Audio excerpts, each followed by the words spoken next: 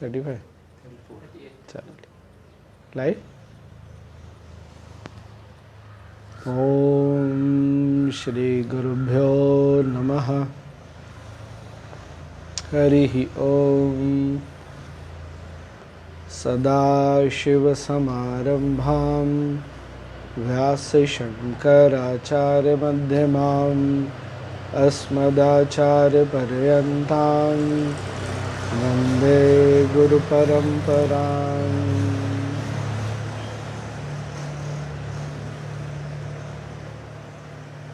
तो आज वशिष्ठ मुनि के इस अद्भुत ज्ञान में हम एक बार फिर चर्चा करने के लिए बैठे हैं और आज एक बहुत ही अद्भुत मोड़ पर है।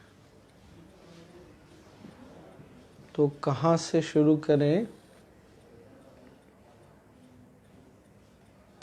सबसे पहले हम सब कॉन्शियस माइंड से शुरू करते हैं। अचेतन मन, कॉन्शियस माइंड, चेतन मन, सब कॉन्शियस, अचेतन, अनकॉन्शियस, नहीं गड़बड़। कॉन्शियस माइंड इज चेतन, सब अनकॉन्शियस इज अचेतन। सब कॉन्शियस माइंड को क्या बोलते हैं?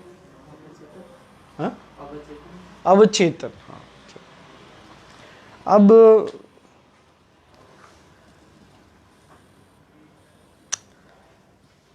दो तीन बातें।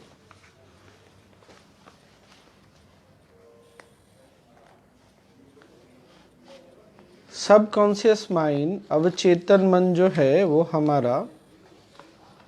हमारी मेमोरी का ना स्टोर हाउस है। बहुत कुछ उसमें है और इसमें दो चीजें स्टोर बहुत जल्दी होती हैं या बहुत स्ट्रांगली होती हैं। पहली, जो चीज हम बार बार करते हैं, जैसे आप अपना बचपन याद करिए। हमने शूलेस लगाना सीखा, जूते में फीता बांधना सीखा। जैसे शुरू में वो बहुत बड़ा स्ट्रगल रहा, जैसे जैसे हम इसको डेली करते चले गए, आज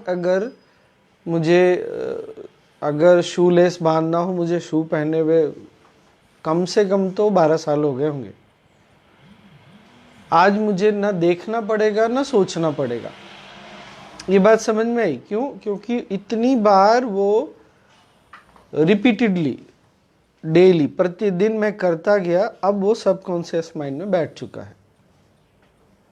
दूसरी, ऐसी कोई भी चीज जिसको हम बहुत स्ट्रांगली फील करते हैं या करते हैं, ये दोनों बात ध्यान रखने का है। किसी भी चीज में जिसमें हमारा बहुत इमोशनल इन्वेस्टमेंट है, भावनात्मक रूप से हम जुड़े हुए हैं, चाहे किसी चीज को लेने में, जो कल हमने नॉलेज शीट ज्ञान के इसमें देखा, जो बाहर से जो चीजें आती हैं अंदर, या जिस चीज को हम बहुत इमोशंस के साथ, फीलिंग के साथ करते हैं। जैसे अगर आपको बड़े होने के बाद भी, आज हम इतने सब लोग बड़े हो गए हैं, मान लीजिए कोई बड़ा है, 25-30 वर्ष का हो गया, या आप याद करिए अपने कॉलेज के दिनों को या टीनेज के दिनों। ऐसा क्यों है कि इस समय में व्यक्ति अपने दोस्तों से अप्रूवल ढूंढता है? मैं कैसा दिख रहा हूँ, कैसी दिख रहे हैं, स्मार्ट हूँ, ये अच्छा लग रहा है या नहीं लग रहा है। वो हमारे अंदर बहुत बड़ा एक इम्प्रेशन क्रिएट करता है, बहुत स्ट्रॉन्ग हमारे अंदर प्रभाव डालता है। अगर हमारे दोस्त हमको रेगुलर ये फीडबैक देते हैं कि तुम स्मार्ट हो, तुम इंटेलिजेंट हो, तो हमारा कॉन्फिडेंस बढ़ता है। क्यों? हमारा जो ये सब कॉन्शियस माइंड है हमको कंटिन्यूअसली बताता है कि तुम स्ट्रांग हो, स्मार्ट हो, इंटेलिजेंट हो। अब इसका फ्लिप साइड, आप बात तो समझ ही गए। जैसे एक दूसरे लेवल का एक उदाहरण, जैसे वशिष्ठ मुनि ने बोला कि राम 2 प्रकार की प्रवृत्तियां मिलती हैं। उसका एक नकारात्मक पहलू है, एक सकारात्मक पहलू है। ये एक कल परसों ही में हम सब आपस में बात कर रहे थे, तब ये दिखा। आपने देखा होगा हम में से ना कुछ लोग बहुत स्टबर्न होते हैं, बहुत अकड़ू होते हैं, और यही अकड़पन जब उसका सकारात्मक पहलू क्या है बताए? कमिटमेंट। मेरे में भी बहुत अकड़ रही, अज्ञानता में वैसे भी बहुत अकड़ रहती है, और वही जब अध्यात्म के पथ पर आया, साधना एकमात्र ऐसी चीज थी जो समझ में आई, और उसके प्रति जो मेरा डेडिकेशन बोलते हैं, जो कमिटमेंट बोलते हैं, बहुत अच्छा रहा। क्यों रहा? वही स्टबर्नेस, वही अकड़पन अब किस में कन्वर्ट हो गया? सकारात्मक पहलू, कमिटमेंट। ये साधना का, ज्ञान का, सजगता, अवेयरनेस का प्रभाव होता है। इसलिए जो लोग डेली साधना करते हैं, प्रतिदिन अपनी साधना करते हैं, बिना किसी गैप के, उनके जीवन में बिना बहुत प्रयास के बदलाव आने लगते हैं। लेकिन फिर एक लेवल पे जाकर ये बदलाव रुकने भी लगता है, और उनको लगता है कुछ बदल नहीं रहा। क्यों नहीं बदल रहा है? क्या मिसिंग हो गया? कल जो हमने नॉलेज शीट ज्ञान का पत्र जो देखा था, अब उसको याद करें। क्या या तो अवेयरनेस चली गई या डिवोशन चला गया। चला गया, पूरी तरह चला जाना जरूरी नहीं है, पर उसमें उसके अवेयरनेस में थोड़ी भी पॉइंट घटी है, या डिवोशन थोड़ा भी नीचे आया है, प्रभाव अपने आप फिर रुकने लगता है। ये मैं क्यों बोल रहा हूं? मैंने ना मुझे ये मैंने किसी एक सेशन में, एक सत्र में इस बात को डिस्कस किया था कि एक इंटरव्यू में इंटरव्यूअर ने गुरु उदाहरण बताया। ये स्विट्जरलैंड का उदाहरण है या स्वीडन का, जहां स्कूल, एक ही स्कूल के बच्चों को दो ग्रुप में डिवाइड किया गया, और एक ग्रुप के बच्चों को बहुत अवेयरनेस के साथ, फोकस के साथ खाना खाने के लिए बोला गया, और दूसरे ग्रुप के बच्चों को खाने के समय वो जो चाहे करे, टीवी देखें या जैसे भी। और बाद में रिजल्ट क्या देखा उन्होंने कि जो बच्चे पूरे अवेयरनेस, फोकस के साथ खाना खा रहे थे, उनके शरीर में उसी भोजन से आयरन और पोटाशियम बहुत अधिक मात्रा में एब्जॉर्ब हुआ, और जो बच्चे टीवी देख रहे थे उनका बॉडी इन दो एलिमेंट्स को एब्जॉर्ब ही नहीं कर पाया। जब हम अवेयरनेस, सजगता के साथ अपनी साधना करते हैं, वो इंटेंसिटी, वो डिवोशन होता है, वो एक जज्बा होता है करने का, तब फिर से सबकॉन्शियस माइंड में एक नई प्रोग्रामिंग बैठने लगती है, और ये प्रोग्रामिंग बाकी सारी जो नकारात्मक जो चीज़ें बैठी है ना, उसको फिर वो डिलीट करने लगती है। ये बात पकड़ में आई मैं क्या बोल रहा हूँ?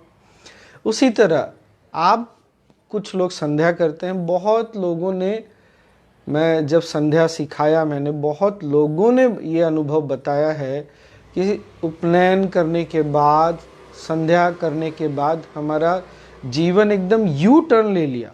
आप कल्पना करके देखिए कि वो क्या बोल रहे हैं, क्यों, उन्होंने किस भाव से लिया, क्या उनकी प्रतिबद्धता रही, क्या उनका डेडिकेशन रहा अपनी संध्या के प्रति। संध्या जो नहीं जानते, उसमें वो एक ब्रह्मोपदेश में गायत्री मंत्र मिलता है, और जब एक साधक गुरु के द्वारा मंत्र मिलता है तो उसका प्रभाव कुछ और ही होता है। तो आप ये देखिए, अगर आप जीवन में कुछ बदलाव चाहते हैं, अगर आप सच में आगे बढ़ना चाहते हैं, तो आपको जो आपकी पॉजिटिव कमिटमेंट्स हैं, जो सकारात्मक पहलू हैं उनको आप कैजुअली नहीं ले सकते, बहुत हल्के ढंग से नहीं ले सकते। मैं सीरियस होने के लिए नहीं बोल रहा, लेकिन आपको प्रतिदिन करना होगा, पहली बात। और दूसरी बात, अरे यार करना है इसलिए कर ले रहे हैं, अरे भाई नहीं, ऐसे नहीं। आप सोच के देखिए मैं क्या बोल रहा हूँ। आप ब्रश करते हैं, कोई ब्रश करते समय आप पता नहीं कितने लोग सजगता के साथ ब्रश करते हैं, करते तो सब है। वही ब्रश करना सजगता के साथ, इतनी छोटी सी चीज है, 5 मिनट की शायद चीज होगी, एक्टिविटी हम सबके जीवन की सुबह की, और वो हमारे अंदर कितना बड़ा बदलाव ला सकता है। एक संभावना है, ये संभावना हम सबके पास उपलब्ध है। What I am sharing right now is the subconscious mind is dominated by those things which we do on daily basis, repeatedly. If you are getting angry on daily basis, this is what you will become. How you will become? Whatever you do, people around you, wherever you go, whatever the situations come up, they will make you angry again and again and again and again.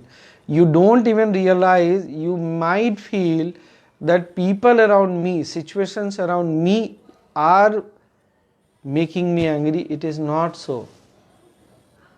This is happening to you because your subconscious mind is sending the message all the time of anger. And this is what your surroundings, people, events, situations, everything is feeding you back.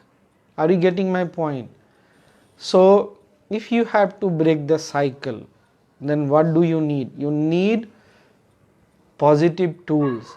Your spiritual practices, pranayam, meditation, chanting, japa,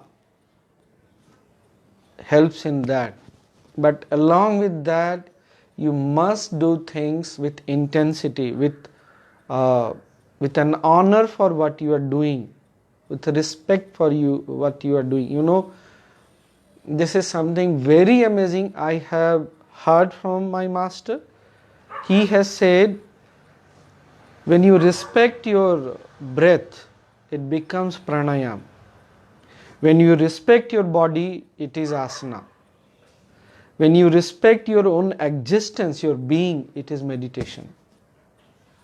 When you respect your own mind, intellect, this is what your practices are. Just imagine the depth of what he is saying. So this is what subconscious mind is all about. If you are doing things repeatedly and there is an intensity, this is going to make an impact. But along with it, that awareness should also be there. Now again I am coming back to awareness. Why? I am giving just an example of mine. For me, fermented food is simply too much for me. Even if it is South Indian food like masala dosa, idli, and by any chance if that fermentation has been done artificially, and that too if I eat like full, I am done, I am gone. Are you getting my point? Once you become aware also, then you have to take care what you are doing also. If you are continuing with your sadhana, your practices, you are soaking your mind into knowledge, but if you are not aware with what you are doing in your daily life, again the same things will keep on repeating itself in your life again and again. First thing. Second thing, another knowledge sheet. Now this is my favorite book of all times, you know. This is called An Intimate Note to Sincere Seeker. और इन हिंदी, इसको हिंदी में क्या बोलते हैं, सच्चे साधक के साथ एक अंतरंग वार्ता।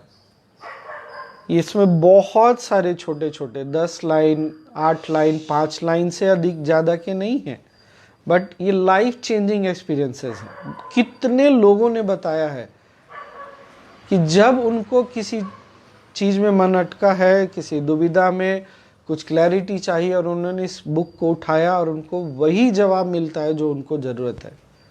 मैं अभी बुक हार्ड कॉपी लेके नहीं ट्रैवल कर पा रहा, किंडल वर्जन है। मैंने कल ऐसे ही किंडल वर्जन में मैं इस बुक को पलट रहा था पन्ने, और फिर कर्म पर मिला। गुरुदेव बोल रहे हैं कर्म या तो एक कॉन्शियस डिसीजन है, या आप रिएक्शन के रूप में कर्म करते हैं, प्रतिक्रियात्मक। रिएक्शन इम्पल्सिवनेस है। ये जो इम्पल्सिवनेस है, इम्पल्सिवनेस को क्या बोल सकते हैं? मतलब आप सजग नहीं है, किसी ने कुछ बोला और आपने जस्ट रिएक्ट कर दिया, आपने प्रतिक्रिया कर दी। ये ना कर्म का साइकिल बनाता चला जाता है, कर्म के चक्र को बनाता चला जाता है।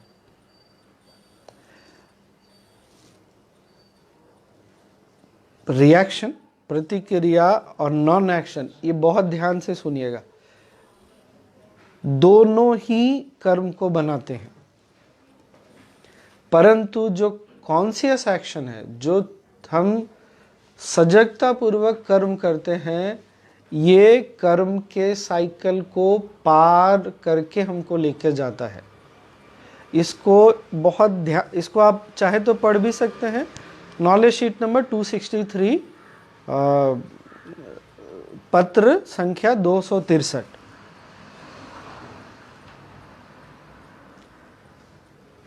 जैसे उदाहरण के तौर पर एक सैनिक युद्ध के मैदान में गोली चलाता है, और एक डॉक्टर किसी को जरूरत पड़ने पर भी दवाई नहीं देता।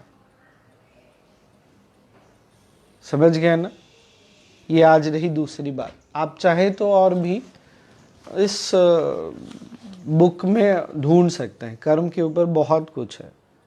अब फिर हम अंतिम में वो बात करेंगे कर्म के अलावा और क्या क्या हमको आवश्यक होता है। बहुत सारे लोगों ने मैसेज किया कि वो 5 चीज़ें क्या हैं, उस टॉक में क्या लिखी हुई हैं। ये 5 चीज़ें संचित कर्म से, पिछले जन्मों के कर्म से आता है। वो क्या क्या है? जन्म, और कहाँ पर जन्म होगा, और आपके माता पिता कौन होंगे।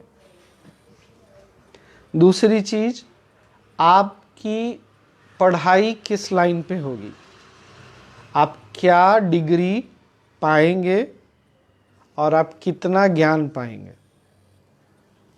तीसरा, आपकी कमाई का सोर्स, सोर्स को क्या बोलेंगे हिंदी में? स्रोत क्या होगा। और चौथा है आपकी उम्र कितनी होगी, और 5वां है आपकी मृत्यु कैसे होगी। अच्छा, इसी टॉक में पूज्य गुरुदेव ने आगामी कर्म के बारे में बोला है। बहुत लोगों ने पूछा फिर विवाह का क्या? विवाह पिछले कर्मों से फिक्स नहीं है, चाहे आपके पंडित जी कितना ही आपको बोलते हो, ऐसा नहीं होता। ये आगामी कर्म पर निर्भर करता है। आगामी कर्म मतलब जो कर्म हम आज कर रहे हैं और उसका फल हमको कल मिलने वाला है। अब आगामी कर्म पर क्या क्या है निर्भर? विवाह और बच्चे। आप कितने धन्ना सेठ बन सकते हैं, कितना पैसा कमाएंगे, ये आगामी कर्म पर है। मतलब आप आज कितना श्रम करते हैं, आप में कितनी गंभीरता है, ये डिसाइड करेगा। और हाँ, आप सजगता में आगे कितना बढ़ेंगे, कितनी दूर तक जाएंगे, ये आपके आगामी कर्म पर है। इस अवेयरनेस को, इस सजगता को फिर से समझिए।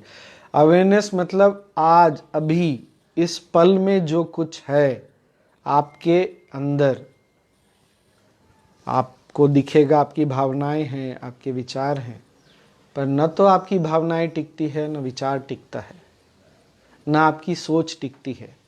तो जो चीज भी अस्थाई है उसके परे कुछ तो स्थाई होगा, जिसके सामने ये अस्थाई नजर आते हैं उसके प्रति सजग होना, that is what is called becoming aware of the self. इसी को बोलते हैं सेल्फ रियलाइजेशन, हिंदी में क्या बोलते हैं, आत्म साक्षात्कार।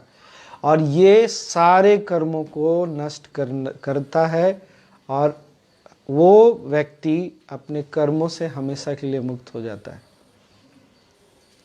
ठीक है ना। और क्या, हाँ, कर्म को समझने के लिए और एक बहुत इंपॉर्टेंट बात, मैंने ये ऑलरेडी बोला है कि भगवान श्री कृष्ण ने गीता में अर्जुन को बोला है, अर्जुन गहना कर्मनुगति, कर्म की गति बहुत गहन है। क्यों?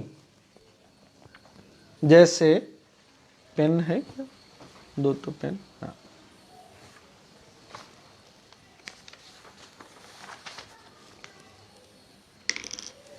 ये एक छोटा सा बिंदु है अगर दिख रहा हो तो। अब मान लीजिए अगर कोई चीज बहुत साधारण हो ना, तो क्या है कि वो किसी एक, दो, तीन में भी किसी तीन चीजों से उसका कनेक्शन, चार चीजें, मान लीजिए पांच चीजें, पर आपका कर्म कैसा है पता है? इस बिंदु को केंद्र में रखते हुए चारों ओर एक सर्कल बना दीजिए और ये बिंदु, ये जो सर्कल है, जो वृत्त है, उसके एक एक पॉइंट से बराबर ढंग से जुड़ा हुआ है, 360 डिग्रीज। आप सोचकर इस पर मनन करके देखिए कि वशिष्ठ मुनि या कर्म का ज्ञान कितना गहन है। यहाँ 1, 2, 4, 5, 10 चीजें नहीं काम करती, 360 डिग्री पर वो कर्म बहुत सारी चीजों से जुड़ा हुआ है। मैं अगर ये बोलूँ तो एग्जैजरेशन, अतिशयोक्ति नहीं होगा कि अगर सारे सुपर कंप्यूटर्स भी आज मिला दिए जाए ना वर्ल्ड के, तो वो कर्म की जो प्रोबेबिलिटीज़ है उसको नहीं पता कर सकती। ये इतना डीप है, इसलिए कर्म को समझने की कोशिश नहीं करिए, ये बहुत आवश्यक है। बस वशिष्ठ मुनि ने क्या बोला है, अभी तक जो हमने बात किया है उसमें ये बोला है कि तुम इस बात पर ध्यान रखो कि तुमको आज अब क्या करना है। अब सबसे बड़ी और महत्वपूर्ण बात, क्या कर्म ही सब कुछ है, पुरुषार्थ ही सब कुछ है? नहीं, इसके लिए तीन मुख्य चीजें हैं। एक तो पुरुषार्थ जो हमने अभी तक चर्चा की, दूसरा है समय, और तीसरा है कृपा, ग्रेस।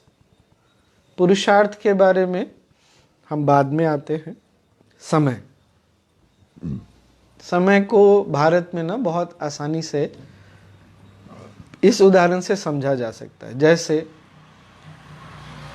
आम अभी तक गर्मी के मौसम में आता है, तो ठंड के मौसम में क्या करें? पेड़ को काट दें?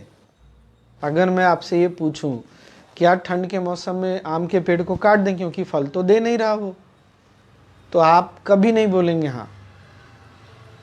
नहीं, क्यों? क्योंकि समय आने पर ये फल देगा। आपको बात समझ में आई ना?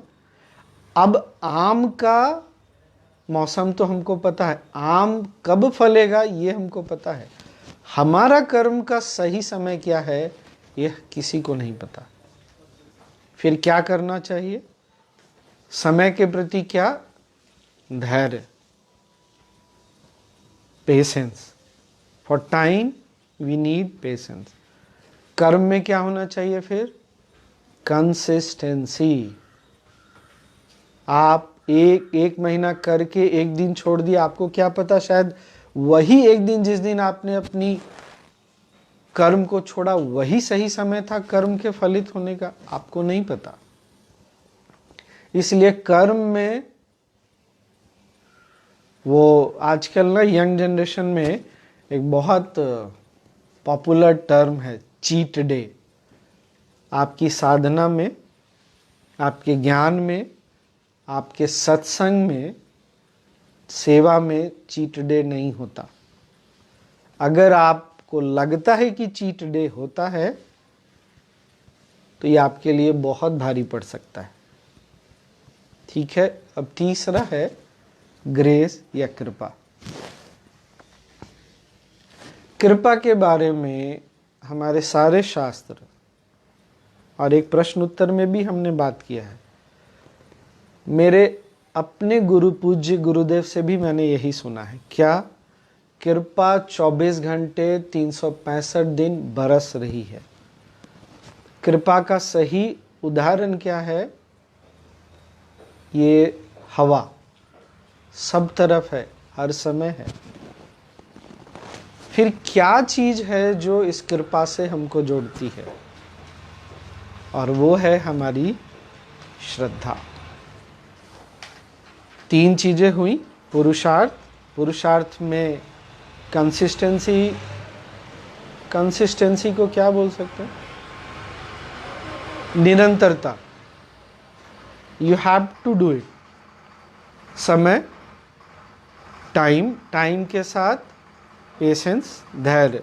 और तीसरा ग्रेस, कृपा, कृपा के साथ फेथ। ऐसी क्या चीजें हैं जो जब 24 घंटे 365 दिन कृपा बरस रही है तो फिर कृपा को, हमको उस कृपा के पात्र बनने से, रिसीव करने से रोकती है? आप इस पर सोचिए, फिर कभी मिलेंगे तो बात करेंगे। अब जो सबसे बड़ी बात, 3 चीजें, पुरुषार्थ, समय और कृपा, इसमें से कौन सी चीज ऐसी है जिस पर हमारा अपना वश है, जिस पर हमारा अपना अधिकार है? क्या समय हमारे वश में है? नहीं। क्या कृपा हमारे वश में है?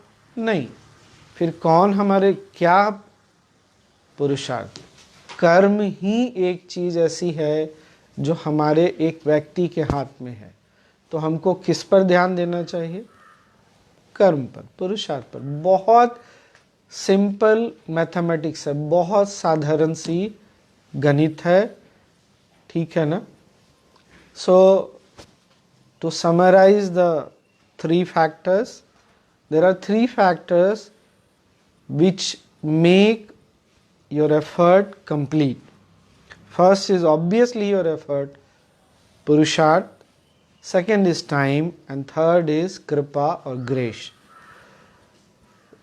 For time, you can understand it like this.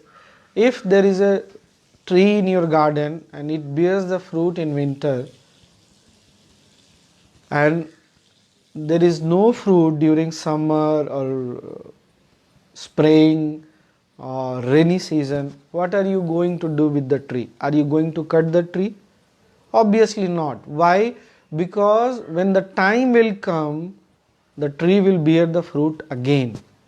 Similarly, for karma, for your action, for Purusharth, there is an appropriate time, but you do not know the time.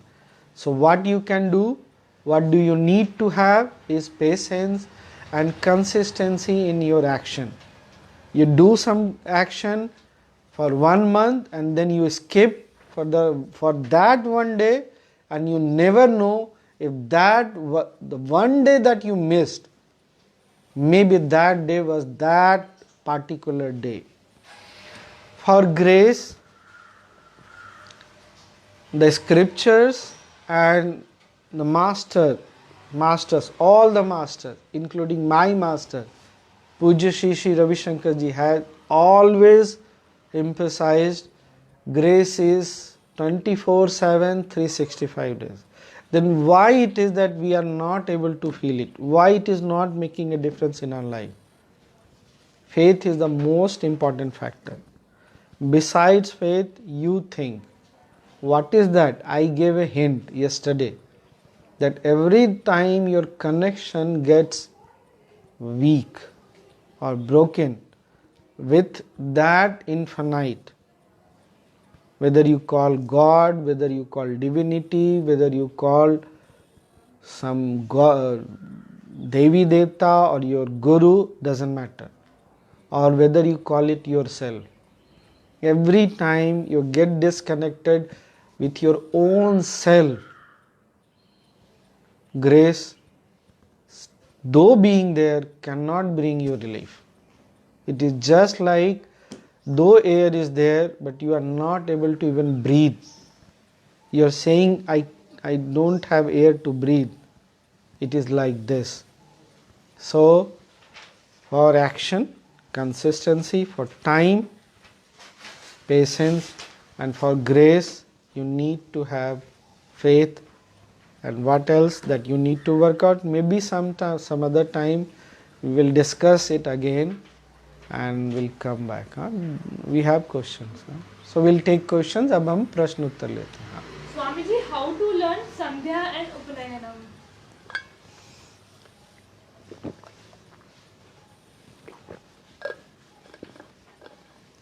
So I'm happy that this willingness has come. For that you have to do Upanayanam. Upanayanam is a ceremony, and wherever you are, you can contact your Art of Living people, and maybe you can organize it yourself. You can talk to people and come together, but the only thing is it cannot happen any day, any time. There are some specific dates. In English, in India we call it muhurta. So you have to look for the muhurta. The ashram releases the yearly calendar.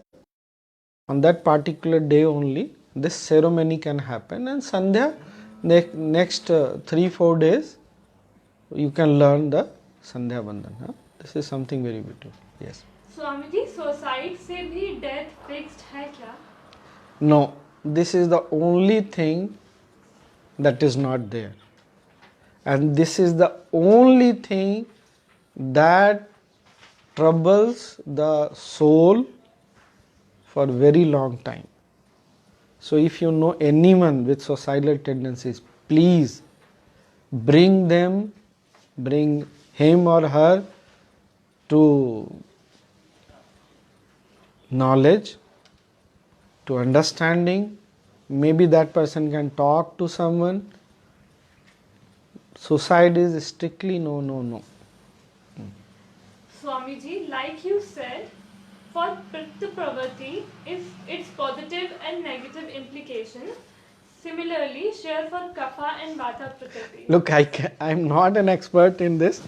It is just that I am Pitta Prakriti, so I know so much. But still, like Kapha people, like for them, sitting in meditations for long time, it is an advantage. And this can become laziness also. So one side is laziness, one side is sitting comfortably for meditation for a longer time. So this is one advantage they have. They don't lose their patience very easily. Pitta people, once they lose it. For Vata Prakriti people, you cannot ask them to sit for longer time. So if you get them involved in seva, service, action oriented activities, the best thing. So similarly, these are peculiarities. The more you come to Ayurveda, the more you will learn.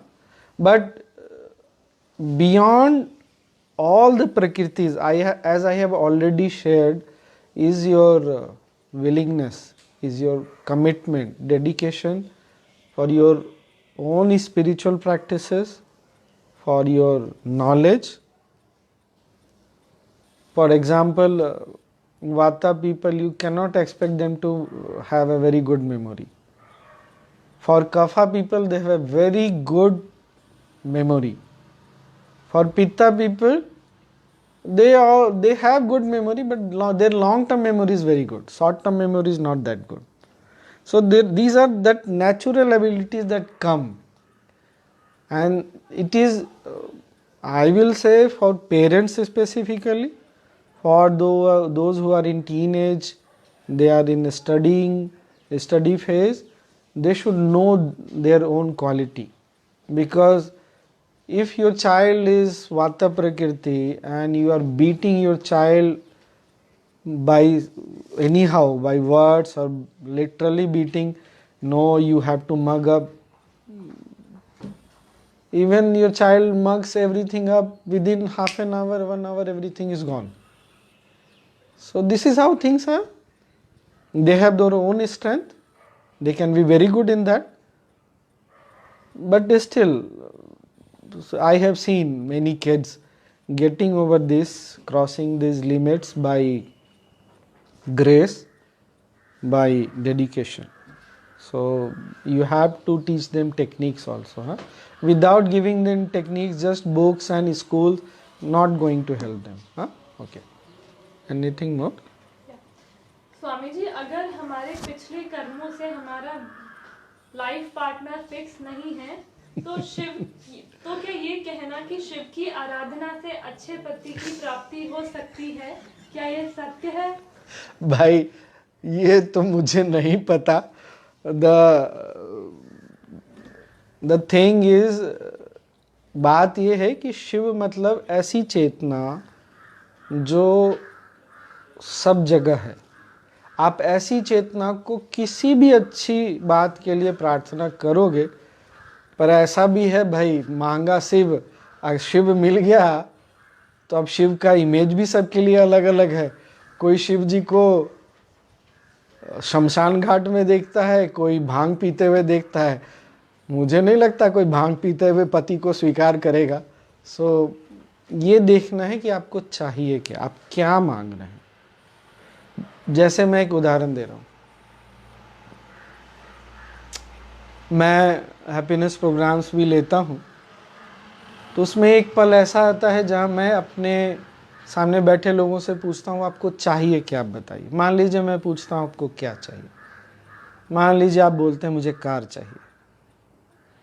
तो car तो मारुति 800 भी car होती है, BMW भी car होती है, Ferrari भी car होती है. ये बात आपको समझ में आ रही है मैं क्या बोल रहा हूँ. मुझे गाड़ी चाहिए, तो अरे गाड़ी तो घोड़ा गाड़ी भी गाड़ी है, बैलगाड़ी भी गाड़ी है. आपको क्या चाहिए, हमको ना ये क्लैरिटी होनी चाहिए. घर चाहिए तो घर तो बहुत लोगों के पास है, पर वो अपने घर से खुश नहीं है. कोई इस बात से ना खुश है कि आसपास में संगति अच्छी नहीं है, कोई इस बात से ना खुश है कि मेरा घर छोटा है, कोई इस बात से ना खुश है कि मेरा घर बहुत बड़ा है. तो आपको चाहिए क्या, ये हमको ना क्लैरिटी होनी चाहिए. सिर्फ ये वेग कि मुझे पैसा चाहिए तो पैसा, अरे भाई पैसा तो तुम्हारे पास है ही, कितना चाहिए, कितना, ये तो सोचो तुमको कितना चाहिए. हम ये सब, हमको ना ये सब क्लैरिटी नहीं है. पूरी जीवन हम भागते रहते हैं पैसे के पीछे, पैसा चाहिए. कितना पैसा चाहिए, कमा कमा के शरीर गंवा दिया, रिश्तेदारों को गंवा दिया, दोस्तों को गंवा दिया, क्या मिला, अब करोगे क्या उस पैसे का. तो ये देखिए आपको चाहिए क्या. आप शिव से मांग तो रहे अच्छा पति, पर अच्छे पति का की परिभाषा क्या है भाई, मुझे नहीं पता. तो वो देखना पड़ेगा. ठीक है ना. हाँ. स्वामी जी, अगर कोई शारीरिक व्याधा है तो साधना संभव नहीं हो पाती, ऐसे समय में क्या करना चाहिए? यहाँ पर मैं अपना उदाहरण ही दे सकता हूँ. मेरे पैर में इस चोट को आज कितनी तारीख है, 11, आज 1 महीने हो गए. 9th है, चलो 1 महीने लगभग हो गए, 29 दिन हो गए. एक समय ऐसा था पैर हिलाने में भी दर्द थी. मैंने शायद अगर जिन्होंने पीछे के सेशंस देखे हैं, बताया कभी मेरा ये शोल्डर, दायां कंधा ही जाम हो रखा था, हाथ हिलता नहीं था, तो मैं एक्सरसाइज नहीं कर पाता था। अपने जिन्होंने अगर कनिष्ठा प्राणायाम भस्त्रिका सीखा, मैं नहीं कर पाता, तो क्या मैंने साधना छोड़ दी? नहीं, जो होता था उसका ड्यूरेशन बढ़ा दिया। जैसे नाड़ी शोधन प्राणायाम, मुद्रा प्राणायाम, अब नाड़ी शोधन में 5 मिनट, औसतन 5 मिनट बोलते हैं साधारण स्थिति में करने के लिए, अब नाड़ी शोधन में 10 मिनट 15 मिनट करता था। मुद्रा प्राणायाम, एक मुद्रा में 5 मिनट सही है, मैं इसको लंबा करने लग गया। जो आपसे आज होता है उसको मत छोड़िए। मेरी स्थिति ऐसी भी आई है जीवन में जब बहुत ज्वर है, बहुत ताप है, मैंने ऐसी स्थिति में आप कुछ नहीं कर सकते, मैंने लेटे लेटे और कुछ नहीं कर सका, 3 बार ओम और अपनी सुदर्शन क्रिया की है मैंने। तो आपसे जो बन पड़ता है वो आप करिए। प्रकृति कभी भी ये नहीं बोलती कि जो आप नहीं कर सकते वो आपको करना आवश्यक है, पर अगर शरीर ठीक है तो बहाने नहीं चलेंगे। हाँ, अगर शरीर में कोई व्याधि नहीं है, कोई बाधा नहीं है, उस समय जितनी भी चीज़ें आपने सीखी है सब करिए, समय निकाल के करिए, क्योंकि कभी न कभी वो समय आएगा जब शरीर में, इस देह में कोई न कोई व्याधि होगी, कुछ न कुछ आपको होगा। उस समय वो जो पिछला हमने इतनी साधना की ना, वो हमको थामे रखती है, वो बल देती है और जल्दी इन सब घटनाओं से, स्थिति से बाहर निकाल कर लाती है। ठीक? Swami ji, what exactly awareness means? I frequently keep thinking about one thing or another while doing sadhana.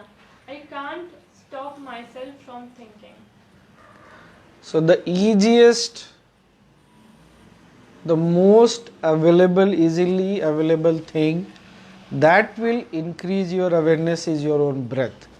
No matter how much your mind wanders, no matter how much it keeps going away, bring it back to your breath, because your breath is always in the present moment and life is in the present. Once you develop this habit of bringing your mind back to your breath again and again, you will start becoming aware of what is happening in your own existence, with your own existence, and this will open up enormous possibilities. This is just a starting point. Swamiji, I just can't stop myself from getting angry, even after knowing that this will lead to karma creation and it might have future repercussions.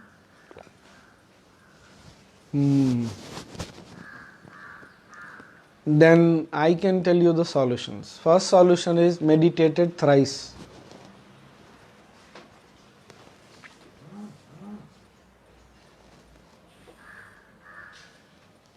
It's working?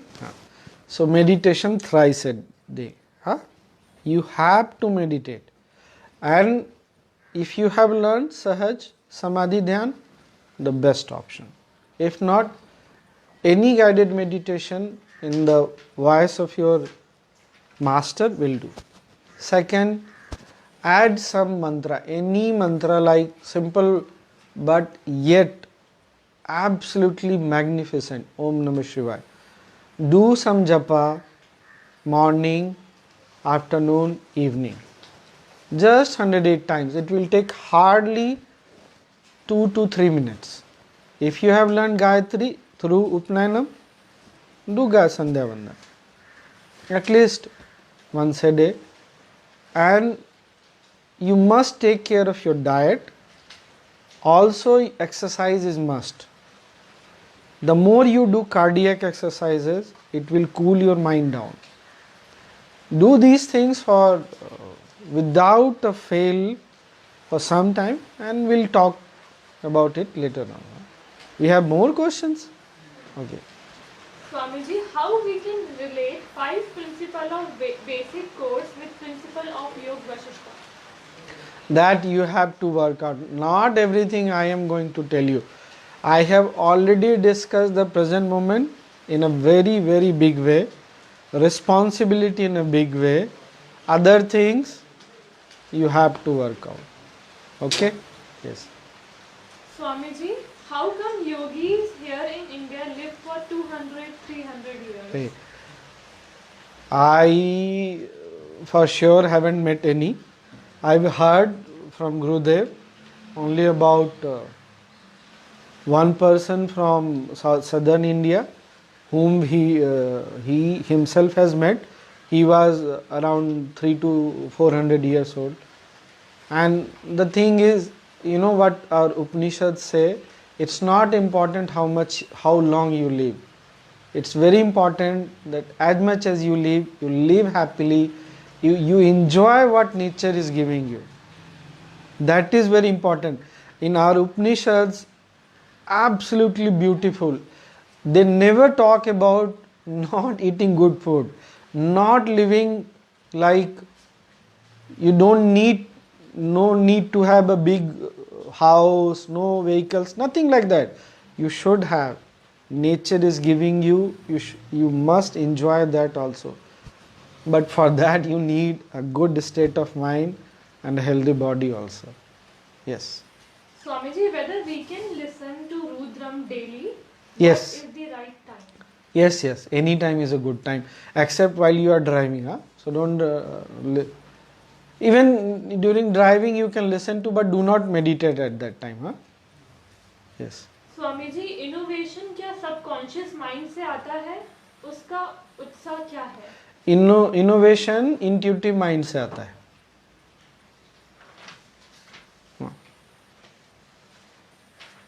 Laziness को कैसे हटाया जा सकता है खुद से?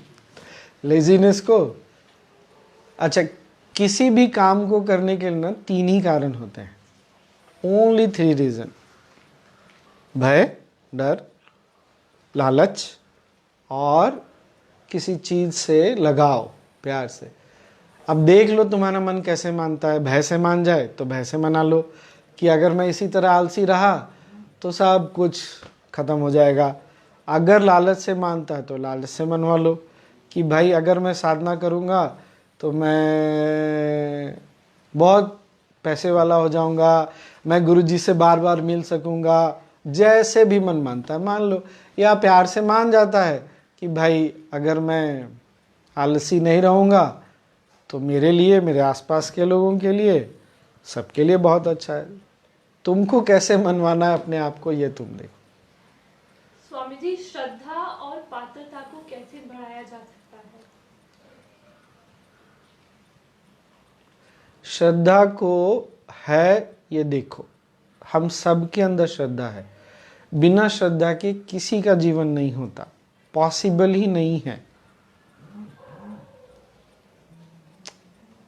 जब हमारा संबंध अपने साथ बहुत मजबूत हो जाता है, अपने साथ मतलब ये जो ग्लानि की भावना है, जो भय है, जो लोगों के प्रति ईर्ष्या, घृणा, ये सब जो भाव है ना, जब इन सब भावों से हम घिरे रहते हैं ना, तो हमारा अपने साथ अपना संबंध ही टूट जाता है. ध्यान से, प्राणायाम से हम अपने साथ कनेक्ट होने लगते हैं. जब ऐसा होने लगता है ना, हमारी श्रद्धा बहुत मजबूत होने लगती है. पता नहीं बढ़ना कितना सही है, मजबूत पक्की होती है. और श्रद्धा जब मजबूत होती है तो पात्रता अपने आप बढ़ने लगती है. आज मैंने एक बहुत सुंदर और बहुत ही स्ट्रांग चीज़ पढ़ी है. ये पूज्य गुरुदेव का कोट है. लाइफ में मैंने पहली बार पढ़ा और मैं तब से सोच रहा हूँ कि इस पर कैसे इसको लूँ, समझ में नहीं आ रहा हो. पूज्य गुरुदेव has said, only through trust और faith you can cross the ocean of delusion. Just think about it, what he has said. Swami ji, अपनी दिल की बुरी बातें कैसे बाहर निकाली जा सकती हैं? Is meditation the right way? Pranayam and meditation both will help, and knowledge also. So this is it for. Acha, last question. Swami ji, please let us know when are we coming back again? If 10th or 11th April are off. 10, 11 और 12 तो नहीं है. 10th, 11th, 12th definitely we are not coming because the whole team is busy, and maybe let us see what happens. I will keep you updated on through Twitter, Facebook maybe. So take care. सब लोग अपना ध्यान रखिए और फिर मिलते हैं.